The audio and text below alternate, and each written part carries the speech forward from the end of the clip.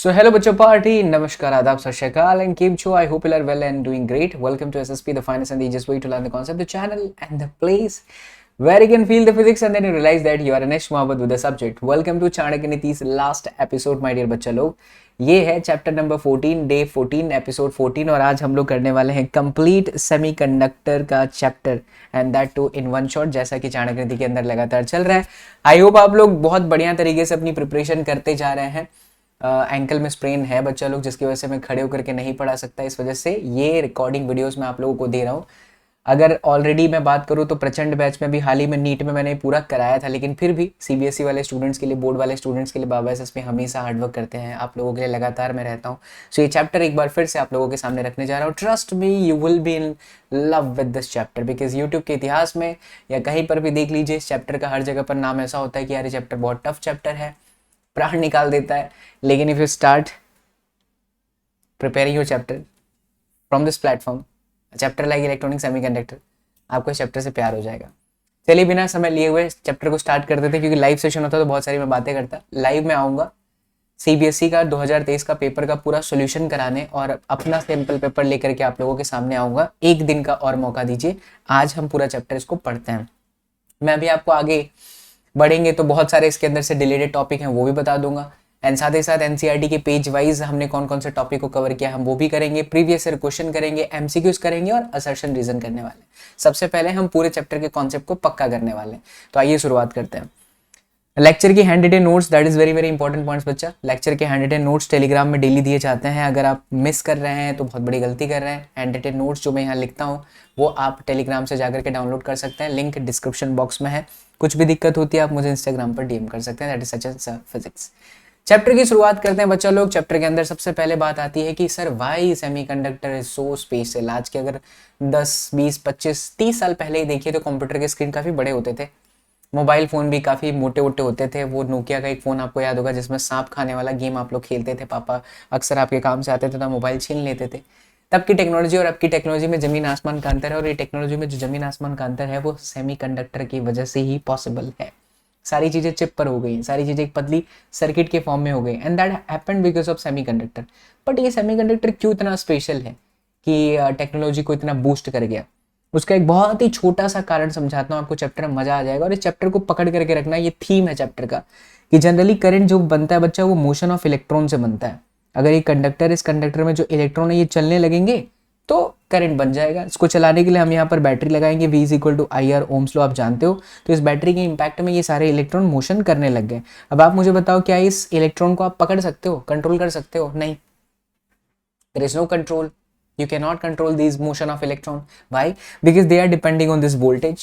मैं वोल्टेज को बढ़ाऊंगा तो इलेक्ट्रॉन तेजी से भागेंगे, करंट भी बढ़ता चला जाएगा. इसलिए ग्राफ जो है V वर्सेस I का कुछ इस तरीके से आता है, straight line. This indicates that your I is increasing continuously when V is increasing continuously. But जरा सोच करके देखो कि अगर मैं इलेक्ट्रॉन की पुच्छी को पकड़ लूँ, सर इलेक्ट्रॉन की पूंछ होती नहीं है. इमेजिन कर ले बच्चा, इमेजिन कर ले. ठीक है, अवतार मूवी देखा है ना, उसके अंदर पुच्छी वाले जानवर रहते हैं ना. इलेक्ट्रॉन को भी वैसा मान ले. ठीक है, तो अगर मान ले इलेक्ट्रॉन को हमने पकड़ लिया और हमने देखा ओही तेरी की वोल्टेज बढ़ रहा है, और हमने इलेक्ट्रॉन बोला अबे रुक बे इलेक्ट्रॉन रुक जा, थोड़ा और वोल्टेज बढ़ने दे. वोल्टेज बढ़ रहा है बढ़ रहा है बढ़ रहा है, बट इलेक्ट्रॉन को तुमने पकड़ करके रखा है. सो ग्राफ कुछ इस तरीके का आएगा कि शुरुआत में कुछ वोल्टेज के दरमियान आपका करंट जीरो है क्योंकि आपने करंट को इलेक्ट्रॉन को पकड़ करके रखा है. तो ये जो सिचुएशन है ना जहां पर आपने इलेक्ट्रॉन को पकड़ करके रखा है, आपने इलेक्ट्रॉन को जाने ही नहीं दे रहे हो, इसे हम कहते हैं बच्चा लोग, क्या कहते हैं? ये जो सिचुएशन है जहां पर आपने इलेक्ट्रॉन को पकड़ करके रखा है, क्या कहते हैं? सर बोल रहे हो, खुद ही भूल गए. नहीं भूला नहीं हूँ, मैं आपको फील कराना चाहता हूँ. खुद ही लिखो आंसर. लाइव चैट सेक्शन के अंदर प्रीमियर चल रहा है, बहुत सारे बच्चे लिखेंगे. लिखो, ये सेमीकंडक्टर की खास बात है. देखो ये सेमीकंडक्टर नहीं है, यहाँ ओम्स लॉ का फॉलो हो रहा है. ये नॉन ओम्स लॉ है, मतलब नॉन ओमिक डिवाइस है. यानी हम अलग अलग तरह तरह के डिवाइसेस बना सकते हैं यार, जिसके अंदर हम वोल्टेज को बढ़ा रहे होंगे बट करंट नहीं है. कुछ ऐसे भी डिवाइसेस होंगे जहां थोड़े से ही वोल्टेज पे करंट जप्प करके बढ़ जाए. ये खास बात होती है सेमीकंडक्टर की. और ये सारी चीजें जो ये हो पा रही है ना, क्या वोल्टेज को बढ़ा रहे हो बट करंट कांस्टेंट है, this can be done only by with the help of semiconductor, and this is the reason why semiconductor is so special. ठीक है, चलिए आप सेमीकंडक्टर के अंदर घुस ही गए हैं. तो सेमीकंडक्टर आपके पूरे किताब के अंदर दो लोगों का बार बार जिक्र होगा. उनमें सबसे ज्यादा सिलिकॉन का जिक्र होगा. तो सिलिकॉन की बात कर लेते हैं. सिलिकॉन, ये शुरुआत के एनसीईआरटी में बहुत सारी लाइनें लिखी हुई हैं, आपको उनको नहीं देखना है। मैं यहाँ पर जैसे से आपको समझाते जा रहा हूँ, सुनते चले जाओगे तो ये पूरा याद हो जाएगा। सिलिकॉन का एटॉमिक नंबर 14 होता है, पहले में 2, दूसरे में 8, तीसरे में 4, है ना। अच्छा, एक और चीज़, अगर आप कोई चैप्टर रिवाइज भी करना है तो वार्म अप मैच की एक प्लेलिस्ट आप जरूर देखना। सभी वीडियो के डिस्क्रिप्शन बॉक्स के अंदर वार्म अप मैच का प्लेलिस्ट रहता है। आपको बिलीव नहीं होगा कि हर एक कॉन्सेप्ट 60 सेकंड में आप सीख रहे हो। Electronic configuration 1s2, 2s2, 2p6 and then 3s2, correct बच्चा। अच्छा, ये 1s2 का क्या मतलब है कि पहले वाले s में 2 बैठ सकते हैं, 2 बैठे हैं, ये पूरी तरह से भरा है, ये भी पूरी तरह से भरा है, ये भी भरा है, ये भी भरा है। p में 6 बैठ सकते हैं, भरा है, ये भी पूरी तरह से फुलफिल्ड है। But this one is empty because p की कैपेसिटी 6 की होती है और यहाँ पर कितने बैठे हुए। इसे काहे परेशान कर रहे हैं हमको, रुकिए इसको थोड़ा सा सही करते हैं। हाँ, तो P में टोटल 6 बैठ सकते हैं, लेकिन 3P वाले में सिर्फ 2 ही बैठा है। इसका मतलब ये हुआ कि ये 4 और लोगों के साथ जुड़ सकता है। यही सबसे बड़ा कारण है कि सिलिकॉन हमेशा अपने जैसे 4 पड़ोसी सिलिकॉन के साथ कनेक्ट हो जाता है, एक एक इलेक्ट्रॉन की शेयरिंग करके। यहाँ पर सिलिकॉन सिलिकॉन सिलिकॉन सिलिकॉन ने इस वाले सिलिकॉन के एक एक इलेक्ट्रॉन के साथ पार्टनरशिप कर ली और बना दिया कौन सा बॉन्ड, इसे हम कौन सा बॉन्ड कहते हैं, कोवेलेंट बॉन्ड, ठीक है। और ये जो वैलेंट हुआ, ये कौन सा वैलेंट हुआ, टेट्रावैलेंट। तो सवाल पूछ सकता है, पहला ही टॉपिक आपकी किताब में यही है, silicon is a tetravalent atom. Why silicon is tetravalent atom, because silicon के लास्ट वाले पी में 4 और बैठ सकते हैं, so it can connected with 4 more electrons by sharing 1 electrons, it forms a covalent bond, thus we can say that semiconductor silicon is a tetravalent atom। अब आपके text book के अंदर, अच्छा जो डिलीटेड टॉपिक है हम उसको नहीं कवर करेंगे इस वन शॉट वीडियो के अंदर सीबीएसई के लिए, बट बहुत सारे विद्यार्थी गुजरात बोर्ड, स्टेट बोर्ड के विद्यार्थी हैं, महाराष्ट्र बोर्ड हैं, बिहार बोर्ड हैं, यूपी बोर्ड हैं, उन सभी बच्चों से रिक्वेस्ट है कि आपके एनसीईआरटी का हर एक टॉपिक इस चैनल पर अवेलेबल है। आपको करना क्या है, प्लेलिस्ट को चेक करना है। वीडियो के सेशन में जाएंगे तो बहुत सारी वीडियोस है, 1000 वीडियोस है, तो पता कैसे चलेगा कि सर कौन सा है। तो आप एक काम करिए, जैसे मान लीजिए ट्रांजिस्टर पढ़ना है आपको, है ना, तो ट्रांजिस्टर तो भी मैंने प्रचंड बैच में पढ़ाया था, बट आपको बोर्ड लेवल का समझना है तो आप खाली सर्च करना यूट्यूब पे ट्रांजिस्टर बाय एसएसपी सर, मेरी वीडियो मिल जाएगी आपको। ऐसा कोई टॉपिक नहीं है आपके एनसीईआरटी का जो ना हो इस चैनल पर, सब अवेलेबल है। अभी हम जो डिलीटेड टॉपिक है उसे इस वन शॉट के अंदर कवर नहीं करेंगे बिकॉज वो टाइम लेगा आपका। अब चलिए, एनर्जी बैंड थ्योरी, बहुत बड़ा टॉपिक आपकी किताब में लिखा है, इसको सिंपल करके समझाता हूँ। जैसा कि आप इस डायग्राम में देख रहे हैं, सिलिकॉन अपने साथ, सिलिकॉन सिलिकॉन के साथ, ये सिलिकॉन का क्रिस्टल है, ऐसे सिलिकॉन सब लोग कोवेलेंट बॉन्ड के साथ कनेक्टेड हैं बाय शेयरिंग 1 इलेक्ट्रॉन। आप देखो तो सभी जगह पर एक एक डॉट डॉट दिया हुआ है, ठीक है। होता ये है बच्चा कि इनमें बहुत सारे इलेक्ट्रॉन्स हैं, ध्यान से समझना, बहुत सारे इलेक्ट्रॉन्स हैं। अगर बहुत सारे इलेक्ट्रॉन्स है मतलब बहुत सारे इलेक्ट्रॉन्स का ग्रुप भी है, आंसर इज यस सर। तो अलग अलग एनर्जीज भी होगी इलेक्ट्रॉन की, आंसर है यस सर। कितनी एनर्जीज हो सकती है तो डिपेंड करता है कितने तरह के इलेक्ट्रॉनों का ग्रुप है। एक ग्रुप ऐसा होता है सिलिकॉन के क्रिस्टल में जो सिर्फ और सिर्फ वैलेंसी को फुलफिल करने का काम करता है। सर ये क्या मतलब हुआ इसका, जैसे सिलिकॉन के लास्ट ऑर्बिट में आप देखोगे तो इलेक्ट्रॉन सिर्फ रिवोल्यूशन कर रहा है, वैलेंसी को फुलफिल कर रहा है। जैसे ये वाला इलेक्ट्रॉन में से मान लो ये रिवोल्यूशन कर रहा है, इसका कोई रोल नहीं है, रिवोल्यूशन ही कर रहा है, ठीक है, चक्कर लगाते जा रहा है, लगाते जा रहा है, लगाते जा रहा है।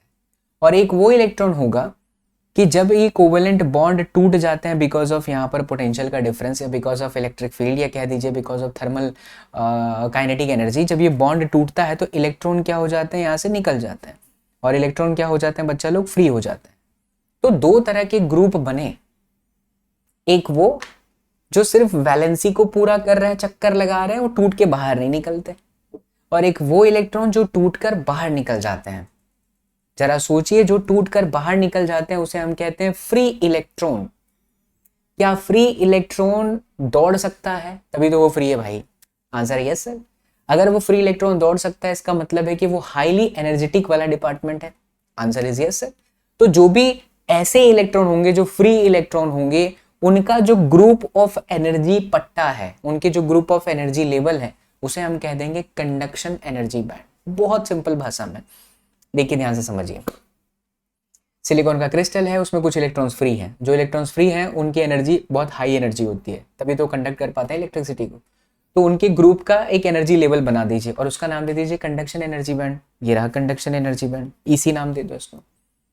जैसे कि 10 ईवी से लेकर के 15 ईवी वाले कुछ ऐसे इलेक्ट्रॉन हैं जो करंट बना सकते हैं, तो वो ये रहा, ये 15, ये 10, 11, 12, 13, 14, 15 ईवी, बस इतने ही है। और 15 ईवी से नीचे कुछ ऐसे हैं, सॉरी 10 ईवी से नीचे है, 5 ईवी से लेकर के 10 ईवी की एनर्जी वाले इलेक्ट्रॉन दिखे ही नहीं, तो ये पूरा खाली है। ये जो खाली है पूरा एम्प्टी है, उसको एनर्जी गैप बोलते हैं। और 5 ईवी से लेकर के 0 ईवी के जो इलेक्ट्रॉन है वो फ्री नहीं है, वो सिर्फ वैलेंसी का काम करते हैं, चक्कर लगाते हैं, अष्टक की परिक्रमा करते हैं सिलिकॉन के, उसे हम बच्चा नाम देते हैं बैलेंस एनर्जी बैंड। कितना सिंपल समझ में आ गया।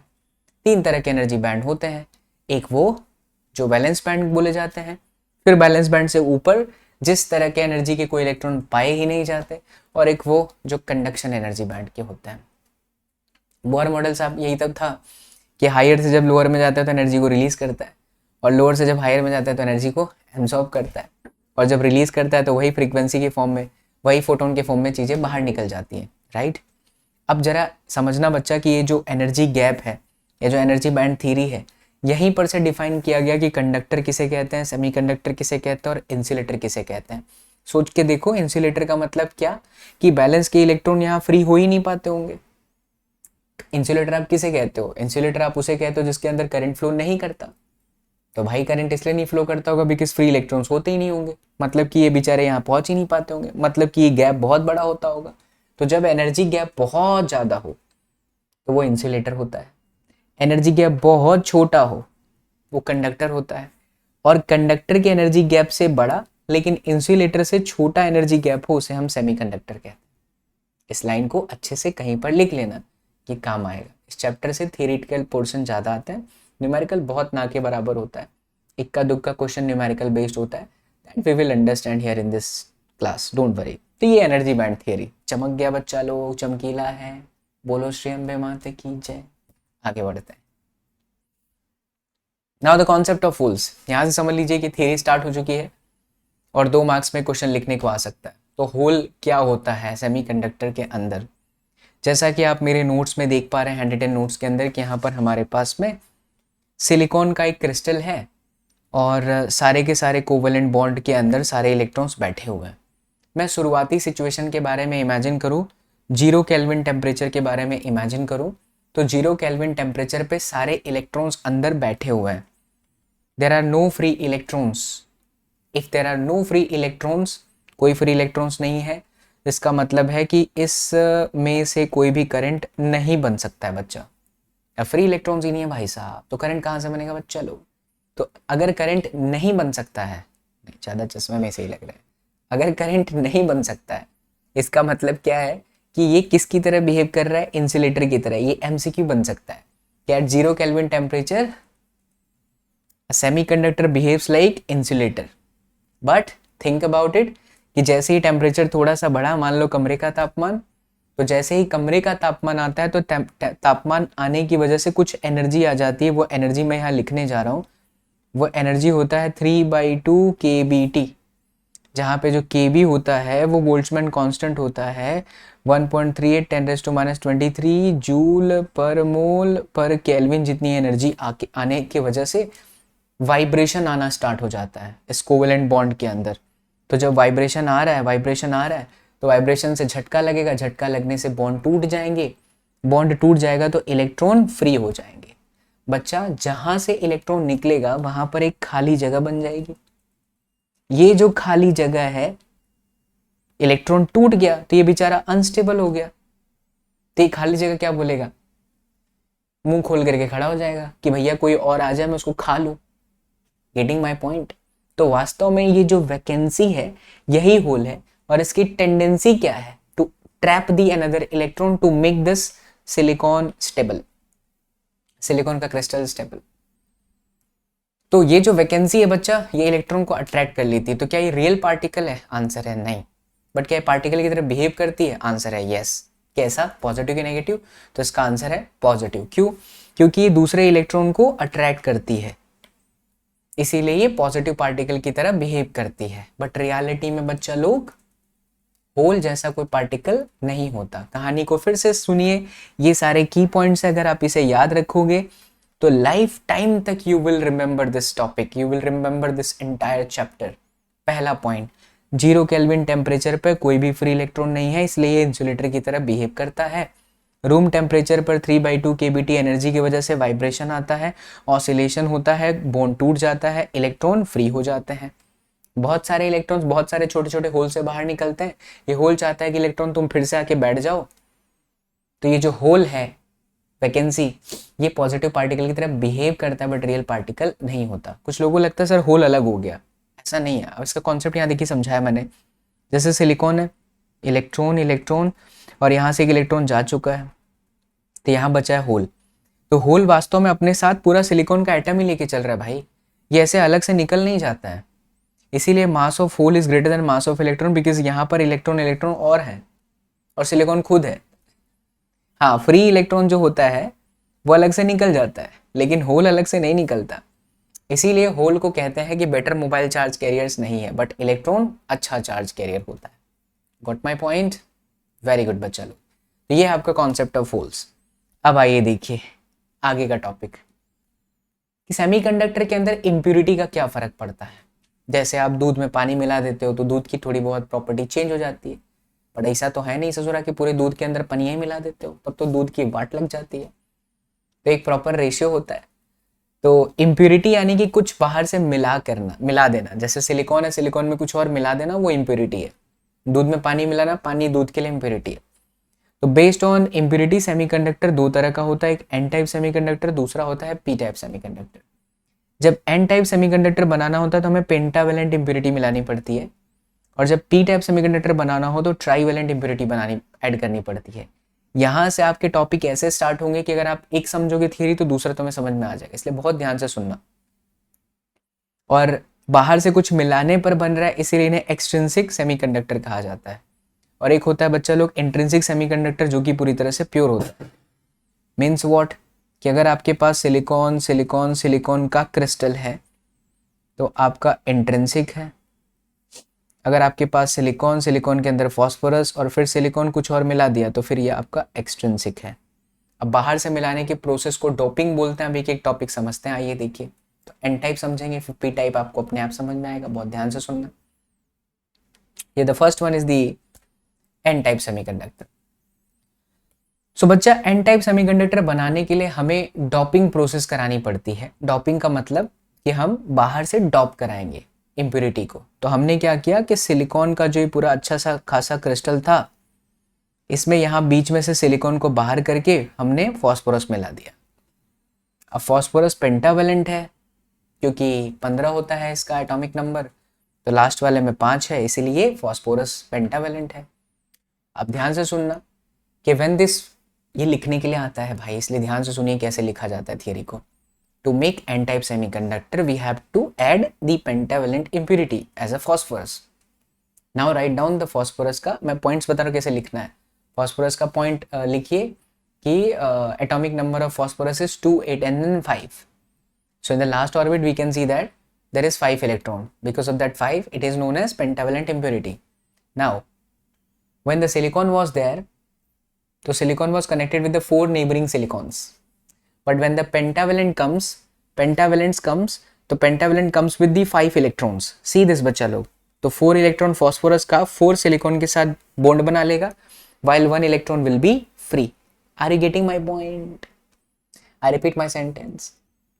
सिलिकॉन पहले था बीच में, जहां P दिख रहा है आपको, दोनों हाथ हमारे फंस गए नहीं तो टिक कराते ही ले। यहाँ पहले सिलिकॉन ही था ना, हाँ।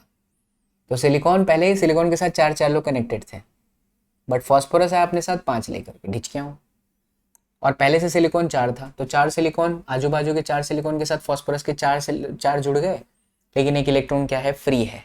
इसीलिए इस प्योर सिलिकॉन को एक इलेक्ट्रॉन इस इम्प्यूरिटी ने दान कर दिया, डोनेट कर दिया। That's why this type of impurity is known as donor impurity.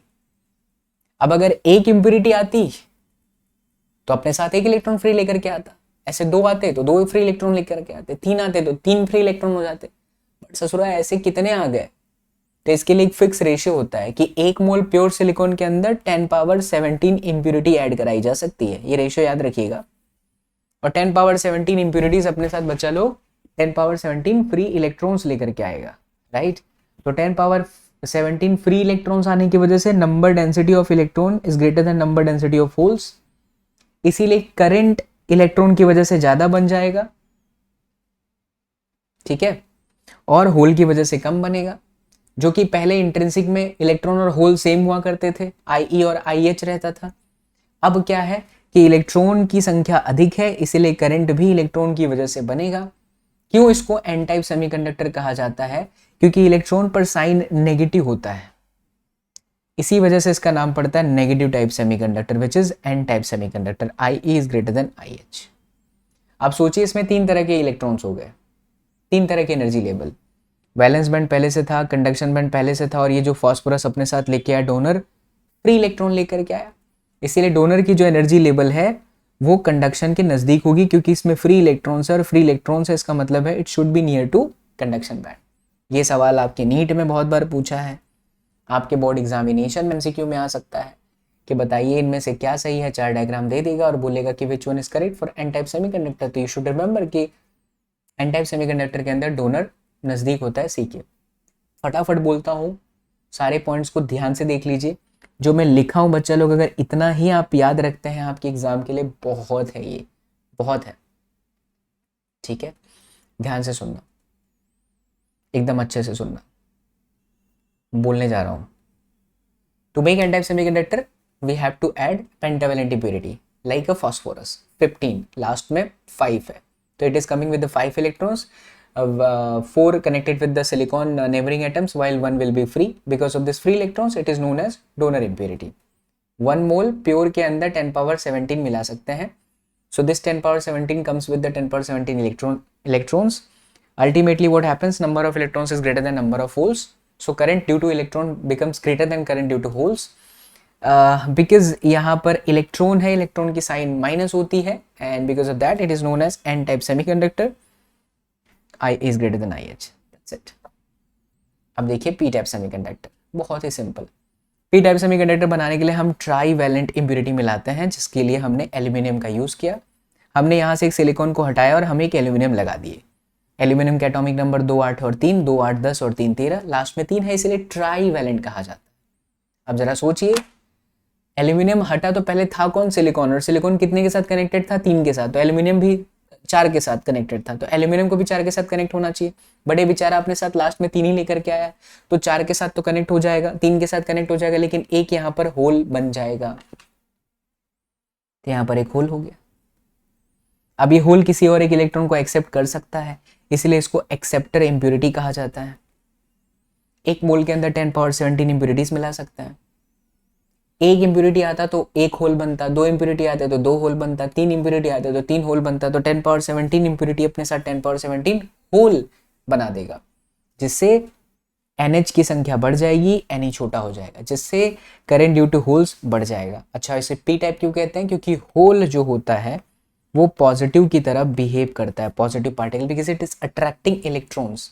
That's why we will say this is P type semiconductor my dear student. ठीक है, तो ये हो गया।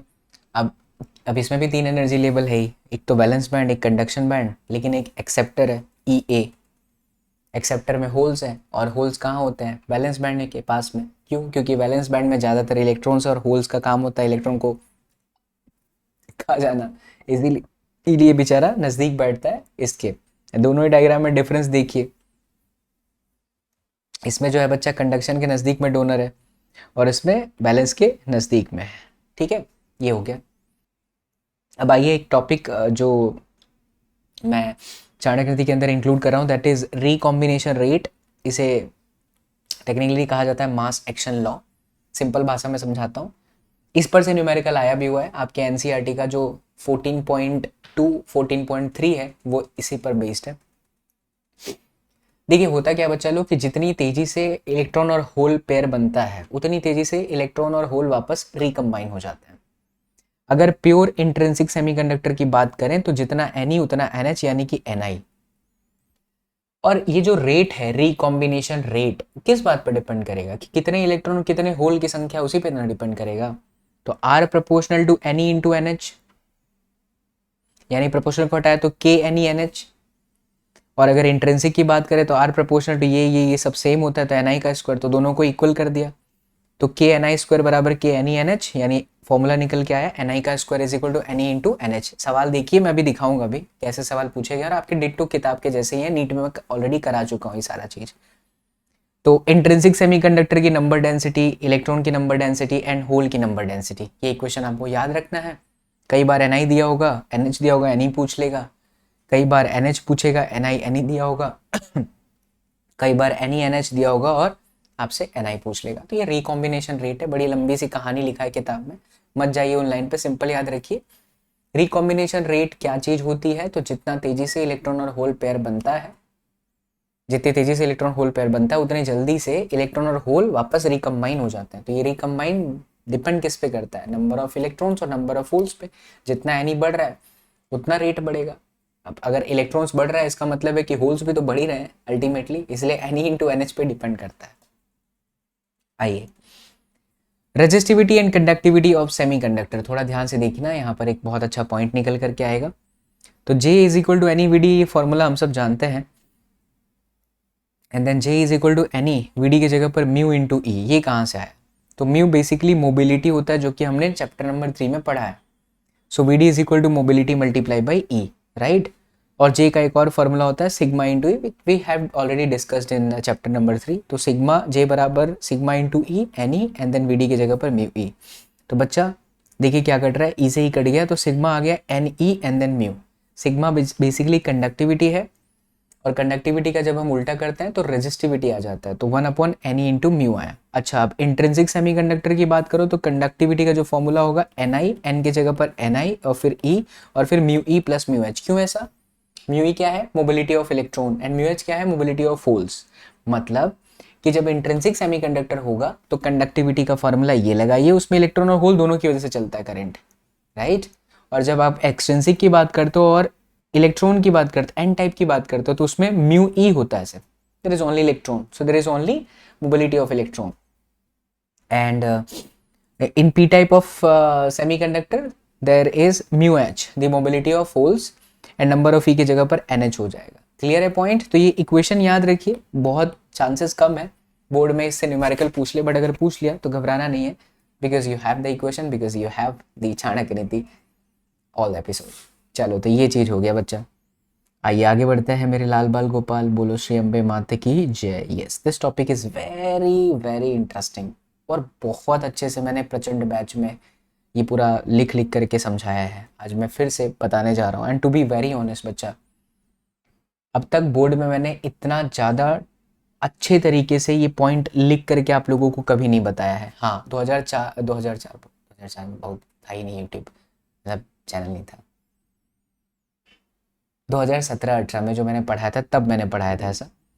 अभी हाल ही में नीट में पढ़ा रहा हूँ, क्योंकि नीट में बहुत सारे कॉन्सेप्ट की जरूरत पड़ती है, और वही वाला पूरा जो हैंड रिटन नोट्स है बहुत बेहतरीन तरीके से पहली बार वन शॉट वीडियो के अंदर बोर्ड वाले स्टूडेंट्स के लिए मैं यहाँ पर प्रेजेंट कर रहा हूँ। तो ध्यान देना, हर एक चीज़ क्लियर हो जाएगा और आपको प्यार हो जाएगा इस टॉपिक से।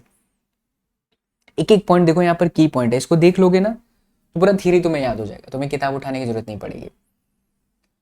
तो पीएन जंक्शन डायोड, क्या चीज़ है पीएन जंक्शन डायोड? तो पीएन जंक्शन डायोड का मतलब होता है एक पी टाइप सेमीकंडक्टर और एक एन टाइप सेमीकंडक्टर का मिक्सचर। एक पी को उठाओ, एक एन को उठाओ, मिला दो तो वो पीएन जंक्शन डायोड है। जैसा आप इस डायग्राम में देख पा रहे हो, ये आपका पी है, ये आपका एन है, ठीक है। एन में मेजोरिटी आपकी इलेक्ट्रॉन्स है, जो मैं डॉट दिखा रहा हूँ वो इलेक्ट्रॉन्स है, और माइनॉरिटी होल्स हैं, मतलब एक आध दो होल्स दिखा दिया। और पी में मेजोरिटी होल्स हैं बच्चा लोग, सर्कल से दिखा रहे हैं, और एक आध दो इलेक्ट्रॉन दिखा दिया। और ये जंक्शन है जो इनको अलग कर रहा है। होता क्या है बच्चा कि जंक्शन के एक ओर के जो इलेक्ट्रॉन्स है, जो कि एन डिपार्टमेंट में है, जो मैं डॉट अभी दिखा रहा हूँ, ठीक है, ये जो इलेक्ट्रॉन्स है ये बेचारे होल से अट्रैक्ट हो जाता है, ये बेचारे होल से अट्रैक्ट हो जाते हैं। तो जब ये होल से अट्रैक्ट हो जाते हैं तो खुद को इनमें ले जाकर के डिफ्यूज कर देते हैं। डिफ्यूज करने का मतलब खुद को खत्म कर देना। प्यार करते हैं दोनों एक दूसरे से, प्यार से याद है भैया आजकल तो बहुत डर लगता है, क्या क्या न्यूज़ में चल रहा है। तो ये इलेक्ट्रॉन जस्टिस होना चाहिए, लेकिन बहुत गलत है। तो ये इलेक्ट्रॉन यहाँ पर कोई भी हो जाए, ये इलेक्ट्रॉन यहाँ पर यहाँ गया तो इलेक्ट्रॉन माइनस था, होल प्लस था, प्लस माइनस न्यूट्रलाइज हो गए, खेला खत्म, पैसा जम, भौजी नाचा, चमाचा। मतलब डिफ्यूजन प्रोसेस हुआ। जब ये इलेक्ट्रॉन यहाँ से यहाँ गए ना तब एक करंट बनती है, क्योंकि इलेक्ट्रॉन चल रहे हैं यार, तो एक करंट बनती है, इसको कहते हैं डिफ्यूजन करंट। ध्यान से सुनना, इसको क्या कहते हैं, डिफ्यूजन करंट। अच्छा, डिफ्यूजन करंट मिल गया। किसी भी बॉडी से जब इलेक्ट्रॉन बाहर निकलता है ना बच्चा लोग, तो वो बॉडी प्लस हो जाती है। इसलिए आप देखिए कि एन साइड की तरफ यहाँ पर ना प्लस प्लस प्लस किया गया है, क्योंकि इलेक्ट्रॉन वहां से गए। और जिसमें जब भी कोई बॉडी इलेक्ट्रॉन को एक्सेप्ट करती है वो बॉडी खुद माइनस हो जाती है। तो आप देखिए यहाँ पर ना minus minus minus minus minus किया है। सवाल ये बन सकता है कि सर सारे इलेक्ट्रॉन्स क्यों नहीं यहाँ चले गए। उसका रीजन है, देखिए अब ये जो इलेक्ट्रॉन है वो इस माइनस का सामना नहीं कर सकता, और ये जो होल है वो इस प्लस का सामना नहीं कर सकता, क्योंकि होल प्लस है, प्लस रिपेल कर देगा, इलेक्ट्रॉन माइनस है और ये वाला माइनस उसे रिपेल कर देगा। इसलिए थोड़ी देर के बाद ये लोग रुक जाते हैं। जब ये लोग रुक जाते हैं, डिफ्यूजन होना बंद हो जाता है। तो डिफ्यूजन को बंद किसने किया होगा, वो चीज समझना। तो डिफ्यूजन को बंद किया है ये जो प्लस प्लस प्लस और ये जो माइनस माइनस माइनस है, इन्होंने बंद किया। लेकिन इस परिस्थिति में भी एक चीज हो रही है, क्या, ये जो इलेक्ट्रॉन है जो कि पी डिपार्टमेंट के अंदर है, जो कि माइनॉरिटी चार्ज कैरियर है, वो एन के माइनॉरिटी होल की तरफ अट्रैक्ट होते हैं, और ये जो इलेक्ट्रॉन है इसकी तरफ अट्रैक्ट हो रहा है। तो एक तरफ इलेक्ट्रॉन ऐसे चल रहा है डिफ्यूजन करंट, और एक तरफ इलेक्ट्रॉन ऐसे चल रहा है, तो करंट तो बनेगा बॉस। और ये जो करंट बनेगा ये ड्रिफ्ट करंट है। देखो मेजॉरिटी की वजह से जो हुआ वो डिफ्यूजन है, माइनॉरिटी की वजह से जो हुआ वो ड्रिफ्ट करंट है। जब डिफ्यूजन करंट और ड्रिफ्ट करंट का डायरेक्शन अपोजिट होता रहता है, एक परिस्थिति ऐसी आती होगी कि जब डिफ्यूजन और ड्रिफ्ट दोनों सेम हो जाता है तब ये प्रोसेस बंद हो जाती है। तब हम ये देखते हैं कि हमें पी और एन के बीच में एक लेयर मिलता है। इस लेयर को बच्चा लोग डेप्लेशन लेयर कहते हैं। इस लेयर को क्या कहते हैं, डेप्लेशन लेयर कहते हैं। इस डेप्लेशन लेयर की खास बात क्या है कि इसके अंदर कोई भी न्यूट्रल, इसके अंदर कोई भी चार्ज कैरियर्स नहीं है। डेप्लेशन का मतलब होता है कमी हो जाना। देखिए यहाँ पर कुछ भी नहीं बचा, पहले तो थे ना होल, पहले तो थे ना इलेक्ट्रॉन, बट ये खुद को डिफ्यूज कर गए, यानी इस डेप्लेशन लेयर में कोई बचा ही नहीं है। यहाँ पर आपका पूरा प्लस प्लस प्लस प्लस है, और यहाँ पर पूरा आपका माइनस माइनस माइनस है। यहाँ पर मैंने डायरेक्शन का एक पॉइंट रखा है, वो डिफ्यूजन करंट और ड्रिफ्ट करंट का डायरेक्शन है। डिफ्यूजन करंट इलेक्ट्रॉन कैसे, इलेक्ट्रॉन इधर जा रहा है ना, तो इसका डायरेक्शन इधर है, और ये वाले इलेक्ट्रॉन इधर जा रहे हैं, इसलिए इसका डायरेक्शन करंट का इधर है। तो दोनों अपोजिट है। डिफ्यूजन करंट यहाँ से यहाँ और ड्रिफ्ट करंट यहाँ से यहाँ। तो जब डिफ्यूजन और ड्रिफ्ट करंट की वैल्यू सेम हो जाती है, प्रोसेस रुक जाता है। प्रोसेस रुक गया तो डेप्लेशन लेयर बन गया, लिखा भी है यहाँ पर डेप्लेशन लेयर। अब जैसे ही डेप्लेशन लेयर बना, तो डेप्लेशन लेयर जाहिर सी बात है कुछ डिस्टेंस तक के लिए है डी, और ऑलरेडी यहाँ पर इलेक्ट्रिक फील्ड है ही, क्योंकि इलेक्ट्रिक फील्ड का डायरेक्शन प्लस से माइनस होता है। तो इलेक्ट्रिक फील्ड और डिस्टेंस का मल्टीप्लीकेशन आपका होता है पोटेंशियल डिफरेंस, यानी कि V।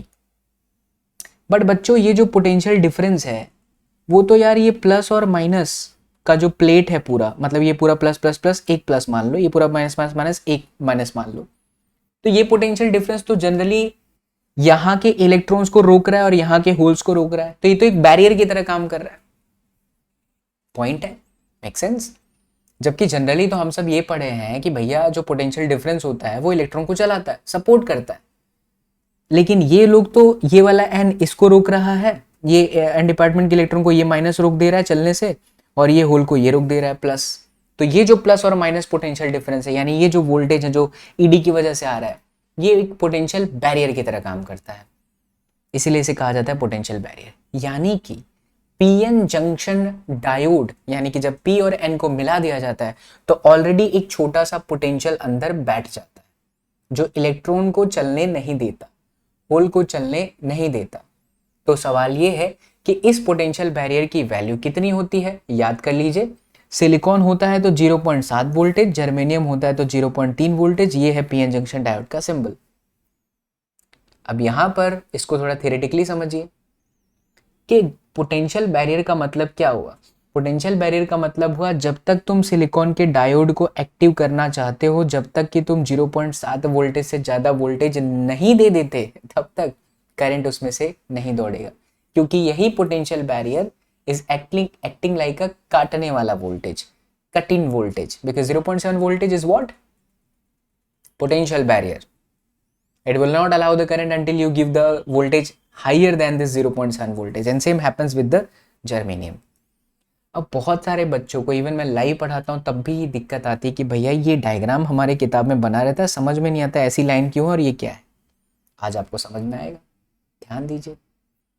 ये जो पूरा plus plus plus plus plus है और ये जो पूरा माइनस माइनस माइनस है, this is basically potential difference. Difference हम कैसे निकालते हैं? एक ऊपर और एक नीचे, this is potential difference, right? ये एक सोचने का तरीका है। तो यहाँ पर पॉजिटिव है, ये पूरा प्लस प्लस प्लस यानी हायर पोटेंशियल, और उसके ठीक नीचे यहाँ पर माइनस माइनस माइनस, आपने एक लेवल बना दिया पोटेंशियल डिफरेंस का, ठीक है। अच्छा बच्चा, जब V is equal to E D आप देखते हो, अगर मान लो y एक्सिस पे मैं वोल्टेज बनाऊं और x एक्सिस पे मैं D बनाऊं, तो ये जो स्लोप है y बराबर एम एक्स प्लस सी के साथ इस इक्वेशन को कंपेयर किया, सो v is on my y axis, e is on x पे डिस्टेंस है, तो ये जो आपका m है वो आपका स्लोप है, यानी कि e जो है वो आपका स्लोप है, क्योंकि ये पॉजिटिव है इसलिए ग्राफ ऐसा जाएगा।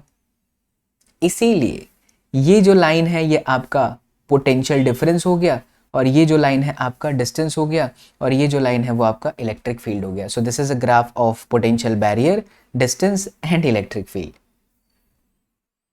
ये आपका पोटेंशियल बैरियर है ये पूरा, ठीक है। ये पोटेंशियल बैरियर, ये डिस्टेंस और ये आपका इलेक्ट्रिक फील्ड, बिल्कुल ऐसा ही ग्राफ है। अब यहाँ पर दो चीजें बहुत अच्छे से समझना, आपकी किताब में भी दी गई है। अगर हम इस पोटेंशियल बैरियर को छोटा करें तो इलेक्ट्रिक फील्ड भी कम हो जाएगा, तो उस हिसाब से वोल्टेज भी आपका क्या होगा? छोटा हो जाएगा। ये जितना कम होगा, सोचो ये डी जितना कम हो रहा है, तो ये धीरे धीरे ग्राफ ऐसा होता जाएगा ना, ये ग्राफ ऐसा होता जाएगा, बिकॉज यहीं से पता चल जाएगा। अगर आप डी को छोटा कर रहे हो, इलेक्ट्रिक फील्ड कम होगा, वी भी कम हो जाएगा। डी को आप ज्यादा कर रहे हो, ई भी चेंज होगा, उस हिसाब से बी भी आपका क्या हो जाएगा? चेंज हो जाएगा। अब इसको थोड़ा ध्यान से समझना कि कैसे हम डेप्लेशन लेयर को चेंज कर सकते हैं। अगर मैं n में यहाँ जो कि पहले से 1 2 3 4 5 6 इलेक्ट्रॉन है, मैं n में और इलेक्ट्रॉन लाना चाहता हूँ, तो मुझे इम्प्योरिटी बढ़ानी चाहिए। इम्प्योरिटी बढ़ाने का क्या मतलब है? आप n में पेंटावेलेंट ज़्यादा मिला दो, पहले के कंपैरिजन में थोड़ा ज़्यादा मिलाओ। तो अगर आपने n में पेंटावेलेंट ज़्यादा मिला दिया तो इसके अंदर और इलेक्ट्रॉन्स आ गए, और इलेक्ट्रॉन्स आ गए मतलब कि इलेक्ट्रॉनों ने एक दूसरे को रिपेल किया, तो ये इलेक्ट्रॉन रिपेल हो रहे हैं एक दूसरे से, इसीलिए ये वाली लाइन थोड़ी सी खिसक के यहाँ आ जाएगी। एन डिपार्टमेंट में रिपल्सिव लग रहा है, इसी तरीके से पी में आप ट्राइवेलेंट मिला दो तो होल्स में रिपल्सिव लगेगा, तो ये सारे के सारे यहाँ आएंगे, ये इलेक्ट्रॉन यहाँ आएगा, तो ये लाइन खिसक करके थोड़ी इधर होगी और ये वाली लाइन खिसक के थोड़ी सी ऐसे श्रिंक हो जाएगी। तो यहाँ पर एक बहुत अच्छी पॉइंट बना क्या, कि अगर हम इम्प्यूरिटी को बढ़ाते हैं तो डेप्लेशन लेयर छोटा हो जाता है। डेप्लेशन लेयर छोटा होता है तो पोटेंशियल बैरियर भी कम हो जाता है, तो इलेक्ट्रॉन आसानी से कूदी मार के पी में जा सकता है और करंट बना सकता है। इतने सारे पॉइंट आपको पीएन जंक्शन डायोड के अंदर समझ में आए बच्चा लोग। अब मैं आपको इसका पूरा शॉर्ट निचोड़ बताता हूं, जितना लिखने पे आपको मार्क्स मिल जाएगा। पहली बात, ये 3 चित्र आपके बहुत अच्छे से बने होने चाहिए। पहले में डिफ्यूजन दिखाना है, दूसरे में डेप्लेशन लेयर दिखाना है, और तीसरे में ग्राफ दिखाना है ई, वी और डी का। अब सबसे पहले आप क्या लिखेंगे कि what is PN junction diode. इसे सिंपल भाषा में लिखिए कि एक पी और एक एन को जब हम मिलाते हैं तो उसे हम पीएन जंक्शन डायोड कहते हैं। When the P and N is connected, we see that electrons in N-type semiconductor gets diffused with P-types के hole. This is called diffusion process. Because of this electron movement, there is a current called diffusion current. Now, the minorities which are present in P gets diffused with minorities which are present in N. Because of this transition of electrons from P to N, there is also a current that is called drift current. The moment when drift and diffuse becomes equal, this process gets stopped. And at that time, we see that there is a layer, and in that layer, there is no charge carriers. Like there should be holes in P, there should be electrons, there should be holes in P, there should be electrons in N, but we are not observing that. So those layer is known as depletion layer. Now during depletion layer we see that N section becomes positively side and P sides becomes negatively sides. Because of this we get a barrier that is known as a potential barrier and then graph. For silicon it is 0.7 and for germanium it is 0.3. That's it. And yeah symbol बनाना बहुत जरूरी, symbol नहीं symbol. ठीक है चलिए. तो अब आता है बच्चा लोग behaviour of PN junction diode when external voltage applied. यानी कि दो और हमें पीएन जंक्शन डायोड के साथ टॉपिक मिलेंगे. अगर हम एक समझेंगे तो दूसरा हमें अपने आप समझ में आएगा. दैट इज फॉरवर्ड समझ लिया तो रिवर्स अपने आप आ जाएगा.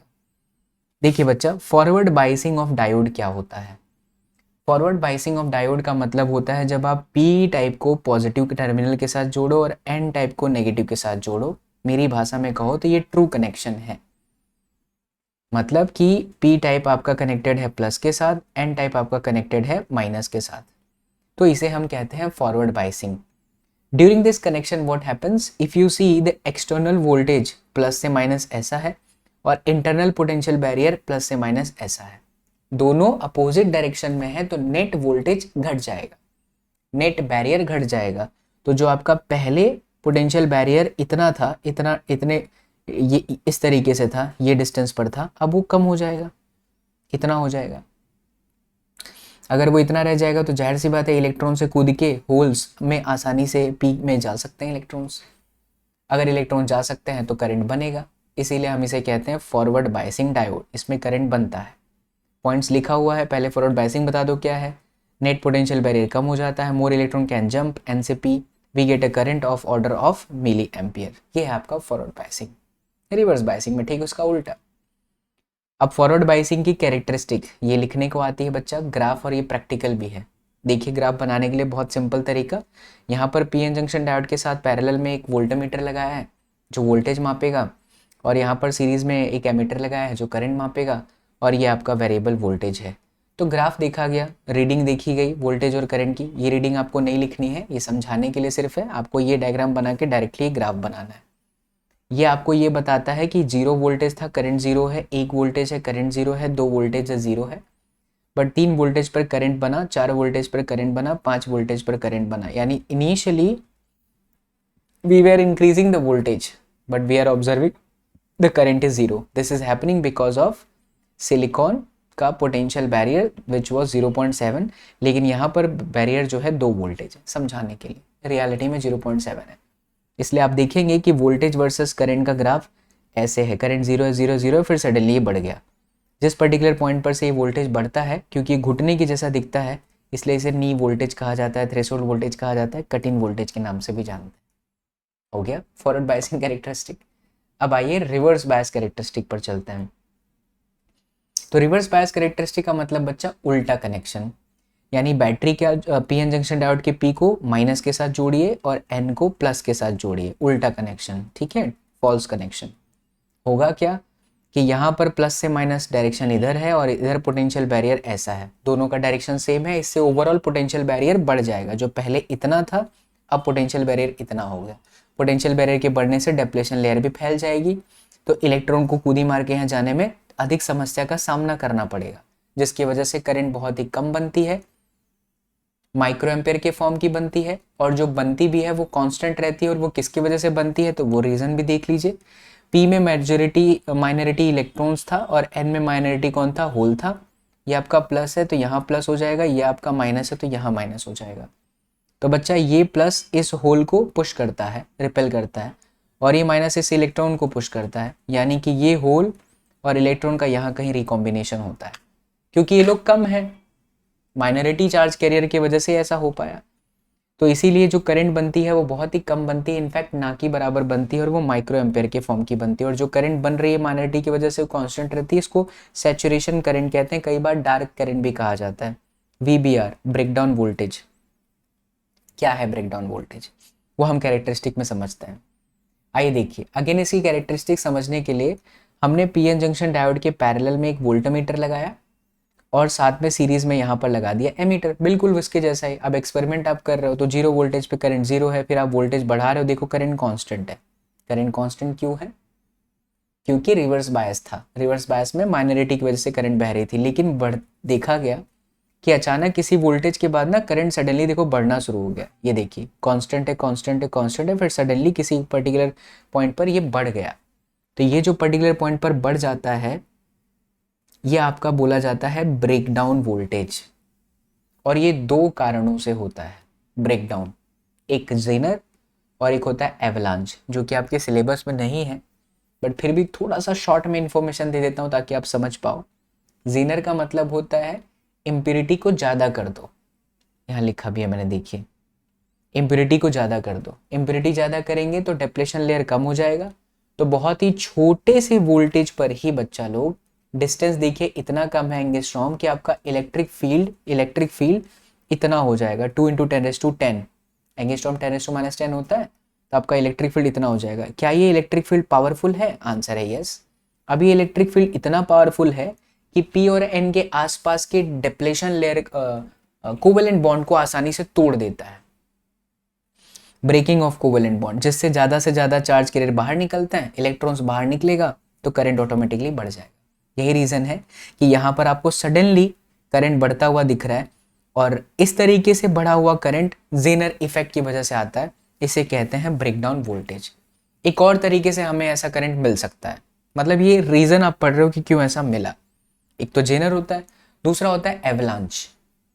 जेनर में हमने इम्प्योरिटी ज़्यादा समझी थी, जेनर ज़्यादा, ऐसे याद रखो। और एवलांच में बच्चा इम्प्योरिटी कम होती है। इम्प्योरिटी कम तो आपको सिखाया था डेप्लेशन लेयर बड़ा होता है। डेप्लेशन लेयर बड़ा है तो पोटेंशियल बैरियर भी क्या होगा? ज़्यादा होगा। अगर पोटेंशियल बैरियर बड़ा है बच्चा, तो अगर इसमें गलती से भी कोई एक माइनॉरिटी इलेक्ट्रॉन आ गया तो W = Q × V के हिसाब से, क्योंकि V बड़ा है, इलेक्ट्रॉन आ गया तो उस पर काम ज़्यादा हो जाएगा। काम ज़्यादा हो गया मतलब कि एनर्जी उसकी ज़्यादा हो जाएगी। W = change in kinetic energy होता है, तो उसकी काइनेटिक एनर्जी बढ़ जाएगी। ये बढ़ा हुआ एनर्जेटिक इलेक्ट्रॉन जब P में आता है या N में जाता है तो कोवेलेंट बॉन्ड्स को तोड़ देता है, तो वहां से निकलते हैं इलेक्ट्रॉन। फिर वो इलेक्ट्रॉन वापस इस पोटेंशियल बैरियर के साथ टकराते हैं, आते हैं उस रेंज में, एनर्जेटिक हो जाते हैं, फिर वो जाते हैं किसी कोवेलेंट बॉन्ड में, उसको तोड़ देते हैं। It is something like Diwali के अंदर वो जो चटाई वाले पटाखे आते हैं कि एक पटाखा फूटा फट फट फट फट फट सब फूटते हैं, क्योंकि सब एक दूसरे के साथ कनेक्टेड है। कुछ ऐसा ही यहाँ पे हो रहा है कि एक इलेक्ट्रॉन एनर्जेटिक हुआ, उसने तोड़ा, फिर इलेक्ट्रॉन्स निकले, बोले भाई साहब तू एनर्जी लेके आया था भाई, कहाँ से लेके आया था भाई? वहां से लेके आया था, चल हम भी लेके आते। धड़ धड़ धड़ धड़ सडनली बहुत सारे कोवेलेंट बॉन्ड टूटे। कोवेलेंट बॉन्ड टूटे यानी कि चार्ज कैरियर्स बाहर निकले, इलेक्ट्रॉन्स बाहर निकला मतलब करंट बढ़ जाएगा। तो ये दो कारण होते हैं रिवर्स बायस कैरेक्टरिस्टिक में कि कैसे करंट सडनली बढ़ जाता है। इसी पर आपका जेनर इफेक्ट, जेनर डायोड बहुत इंपॉर्टेंट होता है, लेकिन वो आपके बोर्ड में नहीं है। बट जो बच्चे स्टेट बोर्ड के विद्यार्थी हैं वो प्रचंड बैच वाला वीडियो देख लो, अभी 1 महीने पहले यही स्लाइड में एक्सप्लेन किया हुआ है, समझ में आ जाएगा। या मेरी पुरानी वीडियोस भी पढ़ी है, आप खाली लिखो यूट्यूब पे zener diode by SSP sir, you will get that video. Yes बच्चा, तो it's PN junction diode, it's forward bias क्या, रिवर्स बायस, अब half wave rectifier, full wave rectifier, फिर LED, solar cell and photodiode. उसके बाद ही आपका chapter and होगा। आइए आगे बढ़ते हैं। चलिए बच्चा, अब हम देखेंगे रेक्टिफायर के कुछ एप्लीकेशन जिसमें हाफ वेव है, फुल वेव रेक्टिफायर है। चलिए बच्चा, हाफ वेव रेक्टिफायर से स्टार्ट करते हैं, समझते हैं। हमारे घरों में जो सप्लाई आता है ना वो AC होता है, लेकिन बहुत सारे डिवाइसेस ऐसे होते हैं जो काम नहीं कर सकते AC पे, इसीलिए हमें इस AC को DC में कन्वर्ट करना पड़ता है। AC से DC में कन्वर्ट करने के प्रोसेस को रेक्टिफिकेशन कहते हैं, और जो सर्किट ये करता है उसको हम रेक्टिफायर सर्किट कहते हैं। दो तरीके की सर्किट होती है, एक हाफ वेव रेक्टिफायर, दूसरी है फुल वेव रेक्टिफायर। तो हाफ वेव रेक्टिफायर का पहले वर्किंग समझ लो, बहुत बार लिखने को भी आया ये। जैसा कि आप इस डायग्राम में देख पा रहे हैं, ये बेसिकली ट्रांसफार्मर का सिंबल है, चैप्टर 7 में हमने ये पढ़ा था। ये स्टेप डाउन ट्रांसफार्मर लग रहा है, कैसे पता चला? सेकेंडरी में नंबर ऑफ टर्न्स कम है, प्राइमरी में नंबर ऑफ टर्न्स ज़्यादा है। ये AC सोर्स, ये आपका प्राइमरी कॉइल है, इस पॉइंटर का नाम दिया P1 P2, ये सेकेंडरी है, इसका नाम दिया S1 S2, यहाँ पर PN जंक्शन डायोड लगा है, और ये एक लोड रेजिस्टेंस है, और ये आपकी इनपुट वेव फॉर्म है। इनपुट में पॉजिटिव नेगेटिव इस तरीके से चलता है, ये 0, ये 90, ये पाई, 270 और 360। ठीक है बच्चा, थियरी कैसे लिखना है ध्यान से सुनिए। जब हमने इनपुट के 0 से पाई की बात करी, first half cycle, during the first positive half cycle of input waveform, S1 becomes positive side and comparison to S1, S2 of course negative होगा क्योंकि प्लस माइनस साथ में चलता है। तो अगर हम 0 से पाई सिग्नल की बात करें तो इस सिग्नल के दरमियान ये टर्मिनल प्लस हुआ और ये टर्मिनल आपका माइनस हुआ। अब आप देखिए क्योंकि ये प्लस है तो पीएन जंक्शन डायोड का पी वाला जो टर्मिनल है उसको प्लस मिल गया। पी को प्लस मिलना मतलब ये ट्रू कनेक्शन है, ट्रू कनेक्शन है मतलब फॉरवर्ड बायस है, तो ये अलाउ कर देता है करंट को अपने में से, तो करंट यहाँ से भी पास हो जाती है। और जब करंट यहाँ से पास होती है तो RL यानी V is equal to I into R के हिसाब से आपको आउटपुट वोल्टेज मिल जाता है। तो आप देखेंगे कि 0 से पाई के दरमियान जो आपका आउटपुट वोल्टेज है वो आपको यहाँ पर मिल रहा है। बट बच्चा एट द सेम टाइम जब हम सेकेंड हाफ साइकिल की बात करते हैं ऑफ द इनपुट वेवफॉर्म, यानी कि पाई से 2 पाई, पाई से 2 पाई, तो उस दरमियान S1 आपका माइनस हो जाता है और ये आपका प्लस हो जाता है। क्योंकि बच्चा अब ये माइनस है तो P को माइनस मिलना मतलब क्या हो गया, reverse bias mode. Reverse bias mode मतलब ये करंट को ब्लॉक कर देगा, करंट यहाँ से पास नहीं हुआ तो आपको आउटपुट वोल्टेज इस पॉइंट पे 0 मिलेगा। फिर से पॉजिटिव हाफ साइकिल पे आपको वोल्टेज मिलेगा, फिर से नेगेटिव हाफ साइकिल पे वोल्टेज नहीं मिलेगा। ये प्रोसेस लगातार आगे बढ़ती चली जाती है और हम देखते हैं कि हर बार सिर्फ पॉजिटिव हाफ साइकिल पे ही हमें आउटपुट मिलता है जबकि इस पर नहीं मिलता, इसीलिए इसे हाफ वेव रेक्टिफायर कहते हैं। बट इसकी इफिशियंसी थोड़ी कम होती है, इसीलिए हमें फुल वेव रेक्टिफायर पढ़ना पड़ता है। तो आइए फुल वेव रेक्टिफायर देख लीजिए। तो फुल वेव रेक्टिफायर को सेंटर टैप ट्रांसफार्मर भी कहते हैं इसकी बनावट की वजह से। यहाँ पर भी प्राइमरी कॉइल है, सेकेंडरी कॉइल है, P1 P2 है, S1 S2 और ये आपका AC, ये आपका इनपुट वेवफॉर्म बराबर। तो शुरुआत में हमने 0 से पाई की बात की, तो 0 से पाई में देखो डायोड यहाँ पर 2 लगता है, ये चीज़ बहुत खास है कि here we see that there is 2 diodes but in half wave rectifier there was a single diode. यहाँ पर 2 डायोड है, D1 एंड D2। तो बच्चा बीच में लोड है और ये देखिए ये वाली लाइन को बीच में ला करके यहाँ पर कहीं पर कनेक्ट कर दिया, इसलिए इसको टैपिंग बोलते हैं। तो होता ये है कि जब हम S1 को यानी कि 0 से पाई की बात करते हैं तो S1 अगर पॉजिटिव है, S1 पॉजिटिव है तो ये आपका डायोड फॉरवर्ड बायस है। अगर ये पॉजिटिव है तो इसके रेस्पेक्ट में नेगेटिव होगा तो ये डायोड आपका रिवर्स बायस है, तो ये करंट को ब्लॉक कर देगा बट ये ऊपर वाला करंट को जाने देगा। ये करंट को जाने देगा तो करंट यहाँ से यहाँ चली जाएगी, रेजिस्टेंस से करंट पास हुई तो वोल्टेज मिल जाता है, इसीलिए पॉजिटिव हाफ साइकिल के टाइम पे आपको वोल्टेज मिल गया। डन। अब जब हम पाई से 2 पाई की बात करते हैं मतलब कि दूसरा वाला ये positive negative half cycle of input waveform, what we see कि अब S1 पहले प्लस था माइनस हो जाएगा और ये आपका प्लस हो जाएगा, तब ये आपका फॉरवर्ड बायस हुआ, ये आपका रिवर्स बायस हुआ। अब करंट आपका यहाँ से जाते हुए यहाँ से पास हो जाएगा, यानी अगेन आपको यहाँ पर वोल्टेज मिल जाएगा।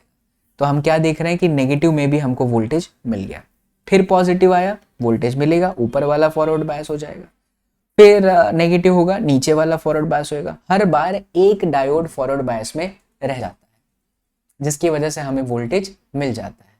ठीक है, तो हम क्या कहेंगे इसको, फुल वेव रेक्टिफायर सर्किट। पूरा मार्क्स अगर आपको चाहिए तो ये डायग्राम वेवफॉर्म बना करके पॉइंट्स अच्छे से लिखिए कि क्या क्या है इसके अंदर, AC सोर्स है, P1 P2 S1 S2, सारे पॉइंट जो मैंने बोले उसे अच्छे से लिखना और ये आपके की पॉइंट है जिसे देख करके एग्जामिनर आपको खुशी खुशी में मार्क्स दे देगा।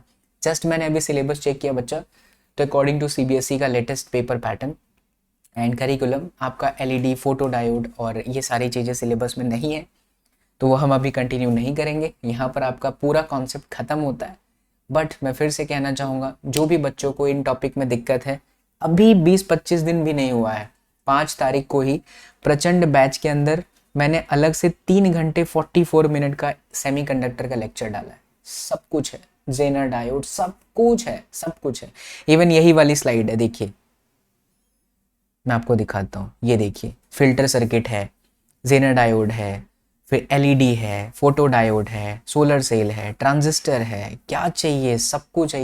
ये नोट्स मैं आपको दे दूंगा, राइट। और अगर आपको इन्हें समझना है तो आपके SSP सर ने 1 शॉट वार्म अप मैच के अंदर भी पूरा एक्सप्लेन किया है, पूरा डिटेल में भी समझा है, आप वहाँ से अच्छे से पढ़ लीजिए। अब हम आगे प्रीवियस ईयर के क्वेश्चन आपको कराते हैं, कुछ एमसीक्यूज करेंगे और देखेंगे कि कैसे क्वेश्चन बोर्ड में आए हुए हैं इस चैप्टर से। चलिए आइए बच्चा एमसीक्यू करते हैं, फिर पीवाईक्यूज भी करेंगे और असर्शन रीजन के कुछ क्वेश्चन भी करते हैं। So the density of electron and holes in an intrinsic semiconductor is Ne and NH. Which of the following options are true? Ne is equal to NH because it's intrinsic semiconductor, correct? तो intrinsic के अंदर Ne और NH दोनों same होता है। The second question is the energy band diagram of silicon crystal at absolute zero temperature. तो zero temperature पर balance band पूरी तरह से भरा होगा जबकि कंडक्शन बैंड पूरी तरह से खाली होगा। As completely empty balance band and completely filled the conduction band. नहीं, हाँ सही तो है। Has completely empty conduction band and completely filled valence band. Yes, B1 is the true. Next है the band gaps of conductor, semiconductor, insulators are this. तो correct relation क्या है? तो सबसे ज़्यादा किसका होता है बैंड गैप? इंसुलेटर का, और कंडक्टर का सबसे कम। तो Eg1 should be less. Option number C is the correct answer. When will the conductivity of germanium semiconductor decreases? Temperature बढ़ाएंगे तो उसी के हिसाब से चेंज होता है, लेकिन टेम्परेचर को अगर यहाँ उल्टा होता है, ये आपका कंडक्टर है बच्चा, तो कंडक्टर में जब हम टेम्परेचर देते हैं तो बढ़ जाता है और टेम्परेचर को घटाते हैं तो फिर उनकी कंडक्टिविटी भी घट जाती है। ऐसा क्यों? क्योंकि टेम्परेचर के घटने से जो कोवेलेंट बॉन्ड के टूटने के चांसेस हैं वो कम हो जाता है। हमें तो कोवेलेंट बॉन्ड को तोड़ना है ताकि ज़्यादा इलेक्ट्रॉन्स फ्री हो, जितना ज़्यादा इलेक्ट्रॉन्स फ्री होगा उतना चांसेस है, इसीलिए डिक्रीजिंग द टेम्परेचर आंसर आएगा। Option number D. हाँ, फोटो डायोड ये आपके सिलेबस में इस बार नहीं है। चलिए अब असर्शन रीजन के कुछ क्वेश्चन देखते हैं। सो एक pure semiconductor has negative temperature coefficient of resistance which is fact. In a semiconductor on raising the temperature more charge gas released conductance increases and resistance decreases. तो असर्शन सही है, reason भी सही है, और रीजन असर्शन का correct explanation भी है। Option number A is the correct answer. Number 2, if the temperature of semiconductor increases then its resistance decreases. बात सही है। क्यों? क्योंकि जब हम टेम्परेचर बढ़ाते हैं तो इसकी कंडक्टिविटी बढ़ जाती है, यानी रेजिस्टेंस घट जाएगा। तो इस हिसाब से आपका जो आंसर हुआ वो आपका ये तो परफेक्ट है। And the energy gap between the conduction band and the valence band is very small. Reason गलत हो गया। The energy gap between the conduction band and valence band is very small, but किस में? ये confirm नहीं है, इसीलिए ए true है और आर फॉल्स है। इसमें आंसर बाय मिस्टेक ये करा हुआ है, but the correct answer is C. Next, in semiconductor thermal oscillations are responsible for taking a valence band to conduction band. तो सेमीकंडक्टर के अंदर thermal collisions are responsible for taking a valence band to the conduction band. The number of conduction electrons go on increasing with time as thermal collision continuously takes place. हमेशा collision होता रहेगा तो ये होगा which is not possible, इसलिए आपका जो answer है ए सही है, लेकिन आर जो है बच्चा वो फॉल्स है। नेक्स्ट करते हैं। A P type semiconductor is positively type crystal. ऐसा नहीं है। क्यों? क्योंकि जब आप सिलिकॉन में से निकालते हो सिलिकॉन को तो ये आपका प्लस बना था, लेकिन आप फॉस्फोरस को मिला दिए तो फिर ये माइनस भी तो हो गया, इसलिए ये न्यूट्रल रहता है, तो पॉजिटिव टाइप नहीं बन जाता, तो ये गलत है। P type semiconductor is uncharged, ये भी गलत है, तो A is false and R is also false. Next देखिए, silicon is preferred over germanium for making semiconductor devices, which is true. The energy gap in germanium is more than the energy gap in silicon, wrong, क्योंकि silicon में ज़्यादा होता है 0.7 और germanium में कम होता है 0.3। So A is true but R is false. Let's do PYQs। कुछ ऐसे भी क्वेश्चन मिलेंगे जो आपके सिलेबस में नहीं है, तो मैं उन्हें रख रहा हूँ क्योंकि बहुत सारे स्टेट बोर्ड के बच्चे देखते हैं, तो आप उन्हें जरूर करना, ये मैं टेलीग्राम में अपलोड करूँगा। तो देखिए, show on a plot variation of resistivity of conductor, a typical semiconductor as a function of temperature, जो आप जानते हो, and using the expression for the resistivity in terms of number density and relaxation time between the collision, explain how the resistivity in the case of conductor increases while it decrease in the semiconductor with the rise of temperature. ये derivation मैंने इसी slide के अंदर आपको अच्छे से explain किया है। 2018 में 3 मार्क्स का सवाल है बच्चा लोग। तो ये है आपका सेमीकंडक्टर के लिए, इस तरीके से resistivity versus temperature, right. Rho is equal to m upon में n square t, chapter number 3 के अंदर भी हम लोगों ने पढ़ा है, तो इसको पूरा अच्छे से रीड कर लीजिए। कंडक्टर, सेमीकंडक्टर कैसे हुआ, क्या हुआ, सब कुछ आपको डिटेल में बता दिया है। देखिए नेक्स्ट क्वेश्चन 2017 में 3 मार्क्स का है। यहाँ पर पीएन जंक्शन सोलर सेल नहीं है। सोलर सेल की ब्रीफली प्रोसेस के बारे में भी चर्चा नहीं करते हैं, लेकिन ये समझते हैं कि in the following diagram which bulb out of B1 and B2 will glow and why. तो देखिए यहाँ पर ये प्लस है, ये माइनस है, तो ये वाला जो प्लस है इसके P को मिल रहा है, इसके N को प्लस मिल जा रहा है, तो ये तो रिवर्स बायस में, लेकिन ये फॉरवर्ड बायस में, इसलिए B1 बल्ब जो है वो ग्लो कर जाएगा। ऐसे आपके पीएन जंक्शन डायोड के न्यूमेरिकल्स आपको करने चाहिए। नेक्स्ट देखिए बच्चा 2017 में ये तो हो गया, फोटो डायोड नहीं आएगा, इसे नहीं कर रहे हैं। सोलर सेल भी नहीं है, लॉजिक गेट भी नहीं है। हाँ ये देख लीजिए, the graph shows in figure represents a plot of current versus voltage for a given semiconductor. Identify the region if any over which the semiconductor has negative resistivity. तो कहाँ पर नेगेटिव रेजिस्टिविटी आएगा, तो BC वाले part में, क्योंकि graph कहाँ जा रहा है, नीचे की तरफ जा रहा है ना। तो ग्राफ अगर नीचे की तरफ जा रहा है तो वहाँ पर नेगेटिविटी हो जाएगा, बिकॉज ऊपर की तरफ जाता है तो बढ़ता है, लेकिन नीचे की तरफ ग्राफ जाता है तो घटता है, तो वहाँ पर आपका नेगेटिव रेजिस्टेंस है। नेक्स्ट देखिए, हाँ ये क्वेश्चन आपके बन सकता है, 2012 में 3 मार्क्स का सवाल है। इस तरीके से पूछते हैं सवाल, draw VI characteristic of PN junction diode, answer the following question given reason. Why is the current under reverse bias almost independent of the applied, क्योंकि उसके अंदर माइनॉरिटी चार्ज कैरियर होता है। इसी को थोड़ा बड़ा करके लिखना है, कैसे, स्लाइड के अंदर है, इसको पढ़िएगा आप अच्छे से। Why does the reverse current shows a sudden increase at the critical voltage? Because of the two effect, that is Zener and avalanche. Zener में impurity ज़्यादा होती है, तो बहुत ही छोटे से डिप्लेशन लेयर में बहुत ही कम अमाउंट के वोल्टेज पर इलेक्ट्रिक फील्ड बहुत पावरफुल बन जाता है, वो आसपास के कोवेलेंट बॉन्ड को तोड़ता है, सडनली चार्ज कैरियर बढ़ जाता है। वहीं एवलांच में इम्प्योरिटी कम होती है, डिप्लेशन लेयर बड़ा होता है, पोटेंशियल बैरियर ज़्यादा होता है, तो इलेक्ट्रॉन्स अगर आता है तो उसको एनर्जेटिक हो जाता है, और वो एनर्जेटिक इलेक्ट्रॉन आसपास के कोवेलेंट बॉन्ड को तोड़ता है, धाड़ धूड़ धूड़ धाम, जिससे ज़्यादा से ज़्यादा चार्ज कैरियर बाहर निकलता है और ये प्रोसेस हो जाती है। चलिए, explain how a depletion region is formed in a junction diode. कहानी आपको अच्छे से पता है, पूरा मैंने बताया, डिफ्यूजन हुआ, ड्रिफ्ट हुआ, सब यहाँ पे लिखना है। Explain with the help of circuit diagram the working of photo diode, ये नहीं है, आपको इसे नहीं करना है। स्टेट बोर्ड वाले बच्चे जरूर करिए। Right any two distinguishing features between the conductor, semiconductor, insulator, that you can write down. And 2012 में ये 3 मार्क्स का सवाल है, इसको अच्छे से पढ़िए बच्चा, स्लाइड, ठीक है। तो इस चैप्टर को यहाँ पर करते हैं एंड। अपने SSP बाबा को, SSP भैया को सपोर्ट कर सकते हो by subscribing these channels, these are seriously amazing channels बच्चा लोग। अभी लगातार आपको यहाँ पर भी शॉर्ट्स दिख रहे हैं, है ना। आपके JEE के अंदर, नीट के अंदर बहुत सारे क्वेश्चंस, ट्रिक्स वाले क्वेश्चंस मैं आपको अपलोड करता हूँ, SSP शॉर्ट्स पे भी आते हैं, and blog that you can understand, daily पढ़ा रहा हूँ दैट स्टफ, बट येस आप ज़रूर सब्सक्राइब करें। तो बहुत बहुत शुक्रिया बच्चा लोग। 2 दिन के बाद मैं आप लोगों से लाइव मिलूंगा, बिकॉज अब ऑलमोस्ट सही हो रहा है थोड़ा सा एंकल, तो विल कंटिन्यू। हम सबसे पहले CBSE का सैम्पल पेपर सॉल्व करेंगे लाइव आकर के, क्योंकि सिलेबस खत्म हुआ है। मैंने आपसे वादा किया था कि हम CBSE के सैम्पल पेपर का सोल्यूशन आपको कराएंगे, तो वो हम सोल्यूशन करेंगे। उसके बाद मैं आपको सैम्पल पेपर अपना दूंगा, जो बहुत ही मिनिमम प्राइस पे होगा, आप आसानी से उसे परचेज कर सकते हैं। क्लास 24 का लिंक दे रखा है मैंने, उसी एप्लीकेशन पर आएगा, सो उसे डाउनलोड कर लेना। एंड यस, मिलते हैं लाइव सेशन में, राइट।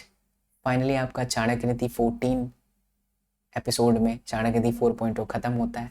शेयर करिए तमाम उन बच्चों के साथ जो फिजिक्स के साथ डर लगता है उनको, और फिजिक्स के साथ इश्क मोहब्बत में पढ़ना चाहते हैं। दिस इज द प्लेटफॉर्म जो उनको प्यार में पढ़ा देगा बच्चा लोग। बहुत बहुत शुक्रिया, thank you so much. See you in the next session, till then do whatever you want to do man, but don't trouble your mom, take care, love you all, thank you so much, bye bye.